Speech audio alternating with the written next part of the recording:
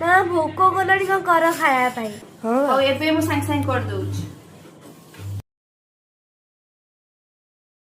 ମାମା ଜଲ୍ଦି ହେଲା ଭୋକ କଲାଣି। ଖାଇଲା ନଉଛି ଚାଲ ଚାଲ ବସ୍ ଦଉଛି ଅନେକ କଣ ହେଲା ଖାଉନୁ? ଆରେ ଖାଉନୁ କଣ ହେଲା ନେ ଖା। ମମି ଆଉ କଣ କଲନି? ଚାଉମିନ କଲନି ମୁଁ ଖାଇଥାନ୍ତି। ଓଟ୍ସ କଣ କଲ ମତେ ଆଉ ଗୋଟେ କଣ କରିକି ଦେଲନି? କାଇଁ ଓଟ୍ସ ତ ଗୋଟେ ଖାଦ୍ୟ ନୁହେଁ? ହଁ ଭଲ ଖାଦ୍ୟରେ ତମମାନଙ୍କୁ ରୁଚିବନି। ଫାଷ୍ଟ ଫୁଡ ଏକରେ ରୁଚିବ ଯୋଉଟା ଦେହ ପାଇଁ ଖରାପ। ଓଟ୍ସଟା ଏତେ ହେଲ୍ଦି ଫୁଡଟା ତତେ ରୁଚୁନି। ଖାଲି ପାଟି ସ୍ୱାଦ କହୁଛ କିନ୍ତୁ ଦେହ ଖରାପ ଚିନ୍ତା କରୁନ ତ ଆଗକୁ ମୋର ଦେହ ଖରାପ ହବ ବୋଲି।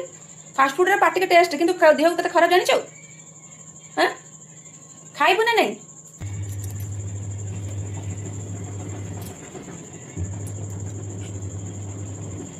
ଯୋଉ ଇଚ୍ଛା ତ ନାହିଁ ଆଉ।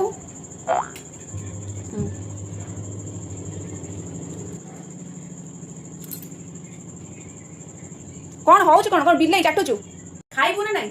ଏଇଟା ଦେଖୁଛୁ ତ ଖାଇବୁ ନା ନାଇଁ? ଭଲ ଖାଦ୍ୟଟା କହିଲା ବେଳକୁ ଆମକୁ ଟାଇମ୍ ଲାଗୁଛି ସବୁ କହିବା ଖାଇବା ପାଇଁ। ଫାଷ୍ଟ ଫୁଡ୍ ତ ଟୋଟାଲ କହିବାକୁ ପଡୁନି 5 ମିନିଟର କଥା। ହଁ ଖାଇବୁ ନା ନାଇଁ? ଖାଇବୁ ନା ନାଇଁ? ମତେ କଣ ଭାବୁଛି କି ଭଲ ଖାଦ୍ୟ ତୁମ ଖାଇବନି?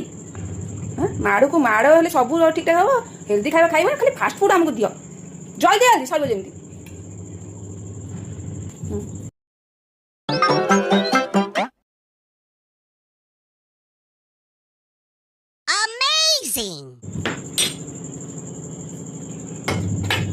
ଆରେ ପୁଣି ଏତକ ପୁଣି ପେଟରେ ପଶିଲା କେମିତି? ଚିହ୍ନି ନାହିଁ ମତେ।